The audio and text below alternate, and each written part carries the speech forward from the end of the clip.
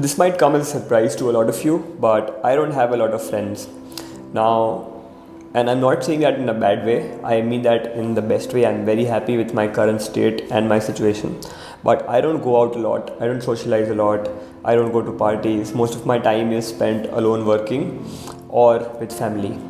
And to give you a little bit of context, when I was entering college, I was actually looking forward to the social side of things. I thought I would meet new people, make new friends, meet like-minded individuals, but none of that ended up happening.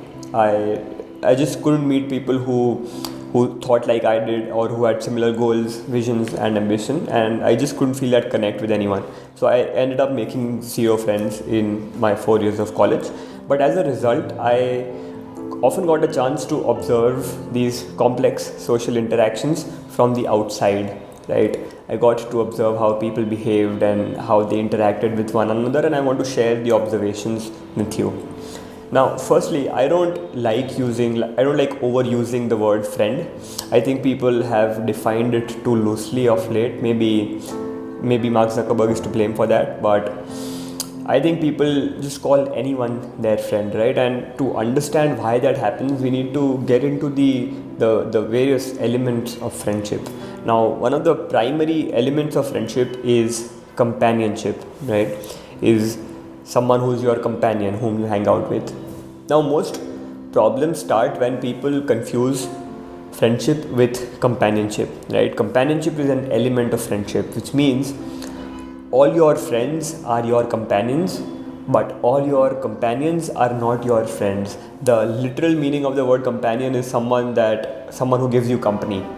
And so what people think is anyone that they hang out with, anyone that they spend time with is essentially a friend. And I don't think that is true, right? I think a lot of other criteria needs to be met in order for you to call someone your friend, in order for you to say that they are a friend. But people just don't understand that. They don't understand the other elements of friendship, which is trustworthiness, right? Support when required, or being brutally honest with each other. I mean, those are equally, if not more important elements of friendship. And people don't look at those, or people don't try to develop those because they're often uncomfortable to put into practice.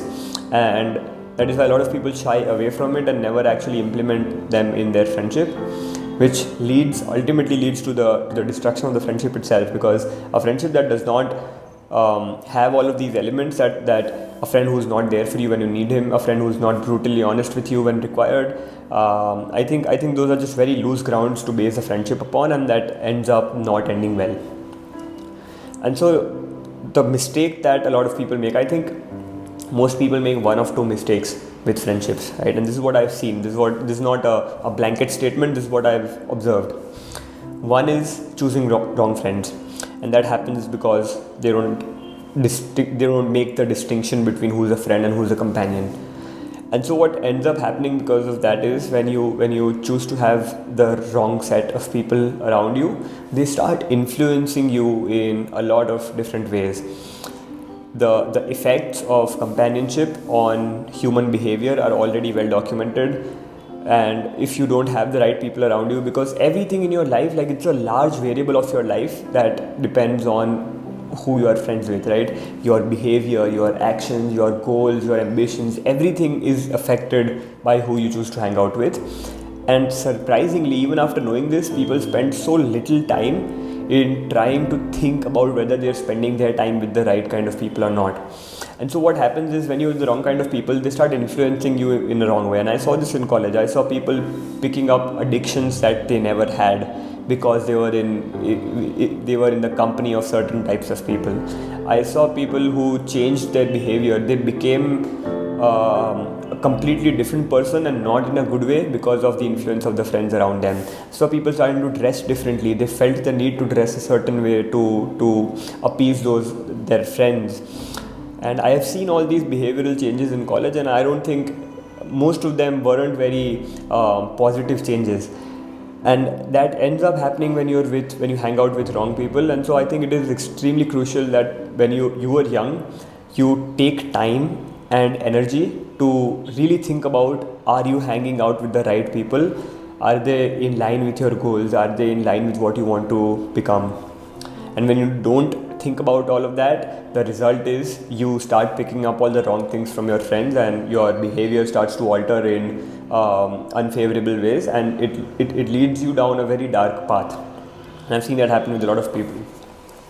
The second big thing is the second big mistake rather that I think people make, I've seen people make, is having too many friends, right? For some reason, the number of friends you have has become a symbol of social acceptance. It is a silent communicator that you are well accepted and that people like you, but I don't think that is true. I think having too many friends, and this happens very often in a college setting where there are groups of people who hang out together, and they are together in class, and they're together outside of class, and these groups are very active even on WhatsApp, on Instagram, etc.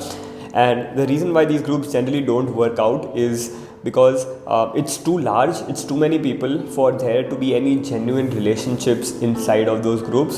So when there's 7, 6, 7, 8 people in a group, I don't think it's possible for each of them to have genuine relationships with one another.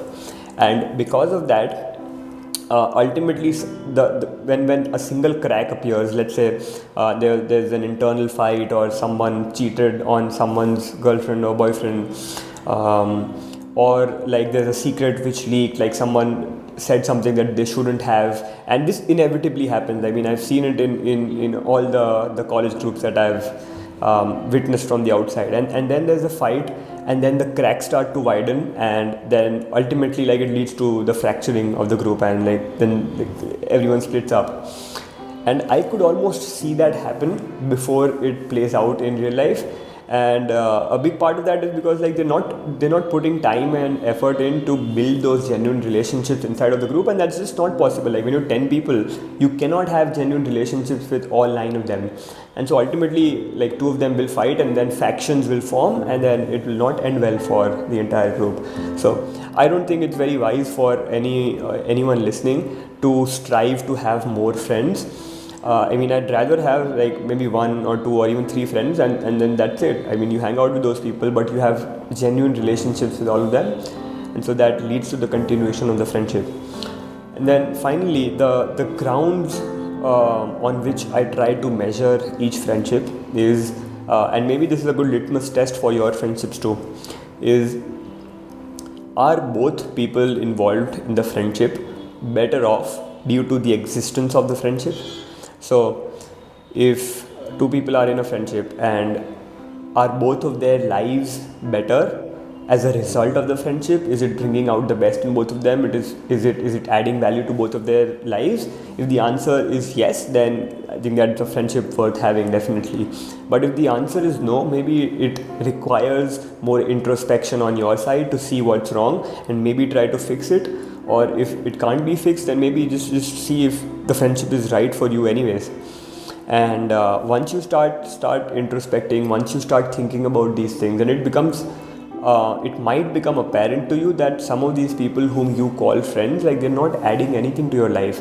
Your life is not better as a result of them being in it. And if that is the case, then they shouldn't be in there, right? Friends are people who support you. They are people whom you can trust. They are people whom you can count on. They are people who will tell you what you need to hear, not what you want to hear. And your life ultimately becomes better because of them, right? You're more likely to reach your goals. You're more likely to achieve all your dreams. And you want that, all those qualities to be present in a friend. And if they're not, then I think you should be very careful about whom you're hanging out with, because it might go on to influence a large part of your lives. So if you don't have a lot of friends, then don't just go out and try to make as many friends as you can. Be very selective about whom you call a friend, and even if that means you being alone for prolonged periods of time, that is not necessarily a bad thing. I've been in that state for long periods of time, and you learn to adjust, you learn to live with yourself, and you realize that you're better off being alone than being with the wrong people. So I hope this video helped. If you enjoyed the content, consider subscribing to the channel, consider leaving a like, leaving a comment if you have thoughts, and I will see you again soon. Thanks for watching.